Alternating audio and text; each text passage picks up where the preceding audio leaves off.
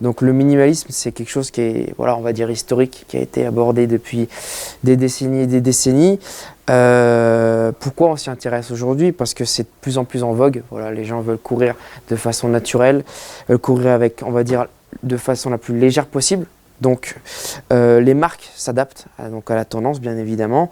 Donc on va avoir des modèles maintenant qui vont se développer, qui vont tendre vers le minimalisme. Cependant, le minimalisme, qu'est-ce que c'est? C'est le fait de courir de façon naturelle, donc on va dire comme depuis la préhistoire, donc de façon à l'avant du pied. Voilà. Donc qu'est-ce que va induire la notion de minimalisme au niveau des chaussures de trail et de running? Voilà. Ça va induire donc une chaussure qui va être déjà très légère, voilà, c'est le but.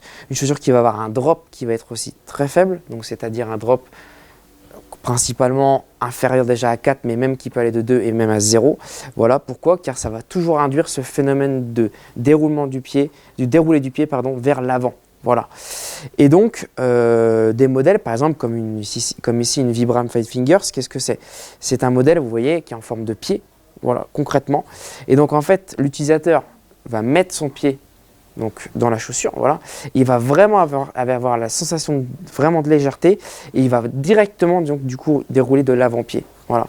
Donc là, il y aura vraiment la notion de minimalisme, donc de légèreté et entre guillemets de moins de drop possible, donc un drop qui va vraiment être à 0 ici.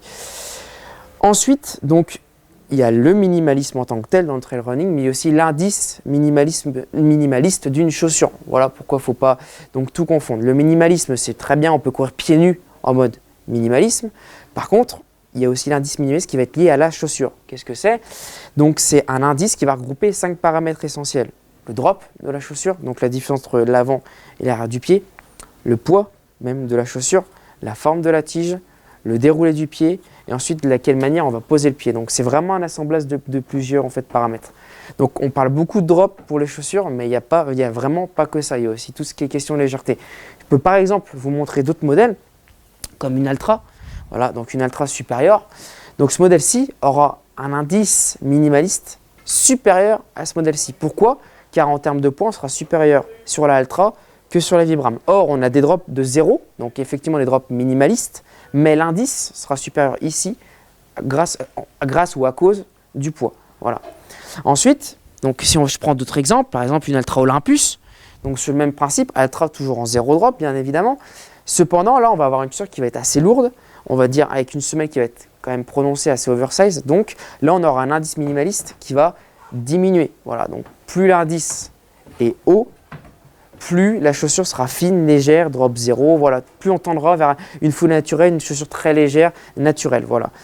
Plus l'indice minimaliste sera bas, et alors là, plus la chaussure sera lourde, même si on a du drop 0. Donc voilà.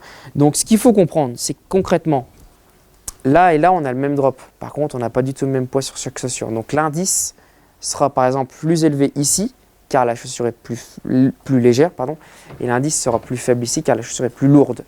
Voilà ce qu'il faut comprendre. Donc la notion de minimaliste, c'est bien sûr dans la mode. Pourquoi? Parce qu'on cherche maintenant vraiment à développer tout ce qui est la foulée naturelle. Voilà, la diminution des blessures en courant comment? En courant à l'avant du pied. Chacun sa foulée. Voilà, il y en a qui vont courir en avant du pied, il y en a qui vont courir au milieu du pied, il y en a qui vont courir en attaque talon. Ça, c'est une foulée qu'on va dire naturelle, propre à soi. Après, effectivement, il y a des modèles de chaussures qui vont pouvoir nous aider à développer notre foulée, donc nous aider aussi à développer d'autres muscles au niveau du corps. À savoir qu'un indice minimaliste élevé, voilà, va nous pousser à courir vers l'avant, donc va développer les muscles de l'arrière de la jambe. Voilà. Donc, on peut tendre vers du minimalisme. Par contre, il faudra vraiment y aller crescendo. Voilà, pas faire tout de suite des longues sorties.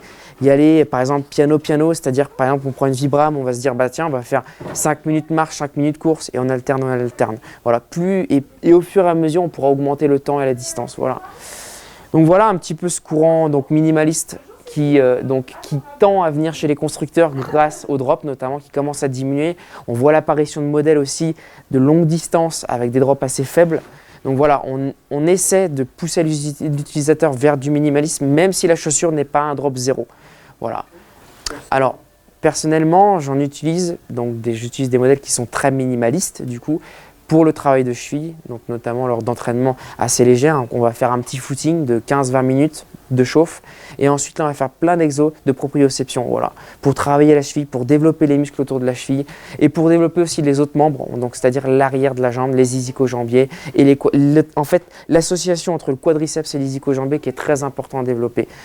Car grâce à ces chaussures qui nous pousseront à courir sur l'avant-pied, on va pouvoir développer ces muscles-là et donc lors de nos futures sorties ou en course, on aura vraiment une équité au niveau des muscles de la jambe. Ça pourra nous aider notamment à la résistance musculaire lors de longues descentes ou alors la résistance musculaire lors de longues ascensions aussi, car il peut y avoir des descentes ou des ascensions qui sont assez longues, des fois 5 ou 10 km et là, quand on casse de la fibre, il est important d'avoir travaillé ces muscles-là.